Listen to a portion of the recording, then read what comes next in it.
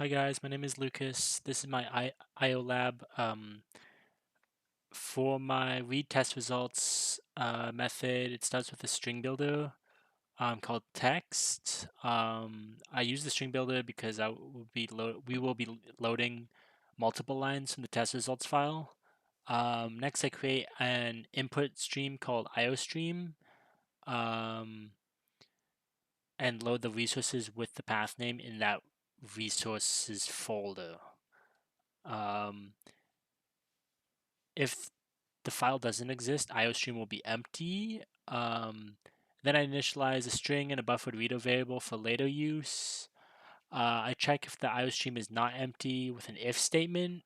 If the IOStream is not empty, I set the buffered reader variable reader right here to read the lines from the input stream. And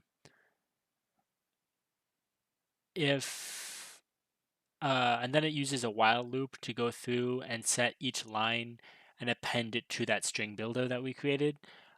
This is all inside a try block. So if this fails, a catch block throws the exception, runtime exception, um, right down here, error reading file and resources. If the IO stream is empty, it checks basically if a file exists or not from that name that we gave the method. So if the file doesn't exist, it prints out file not found and then returns an empty. So that's basically for the second test, I believe, in the IO lab test. If the file does exist, but IOStream is empty, then the reader reads the file, but not from the resources section. And then it uses the same loop to append to the each line to the text string. What is it? String builder. And then there's that's also in a try catch block and there's another catch. So if that fails, then it can give the runtime exception as well. Then finally, there's this block here to check if the reader is not empty, and close the reader basically. So if the reader does have something, then it makes sure to close it at the end as well. And then it returns, it takes the string builder, converts it to a string, and trims it down and returns that. So you're returning a string from the method. In append test results, it creates a file variable called file and uses a try block to check if that file doesn't exist or not. If it already exists, I use the file writer to write whatever line that is passed to the method from the test class. If the program fails to write to the file, a catch block throws the exception as well. If the file didn't exist, it also creates the new file over here. The last method is read datetime. This method creates a string builder called datetime. And basically it tries in a try block to basically get a connection based on the URL that we gave it. Then there's another try block that basically creates a buffered reader that reads the input stream from the connection. So all of this over here. And it creates a string variable called line, and then another loop, a while loop, to basically go through and read each line to that line string, and append that line to that string builder date time, basically, with a line, like a new line at the end of each new append.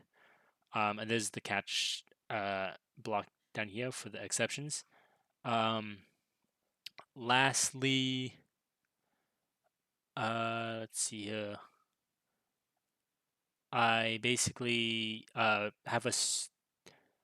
convert the string builder to a string called JSON response, and then create an integer called start and index it to find the date time section in that JSON response, and then add date time prefix length, which is a private static variable at the very top here of 12. So it's adding 12 to the date time to wherever that index is in the string. And then the end is of the JSON response is basically the next comma. So wherever the next comma is, that's where the end is. Um, and then it prints out the JSON response string from the start to the end, and then it also returns with a condition. So if that start is greater than the date time prefix length -1 and the end is greater than the start, that's when it returns the substring JSON response. So it's just taking that part of the JSON response, not the entire string that we get from the URL, just for the date and time. Let's see here. The abstraction between the file and web page is similar because we're using the input streams and buffer readers. They're basically doing the same task, but with bytes or characters. So we use buffered reader here in this try block. We use it a lot up here actually but this time it's with, we created it once in this method instead. I don't want to create it more than once. So it's the same reader, it's just two different instances basically if, depending on if that file is in resources or not.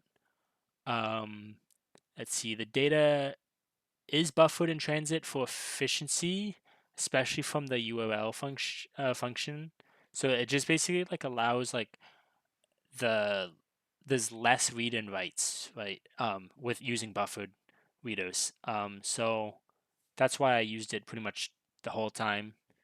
The character streams differ from byte streams because they have to be given human readable data, so they're not really suitable for anything else. So if this was like a method to try to use an image or anything that always comes in like basically computer language, like that's when the character streams wouldn't be useful at all.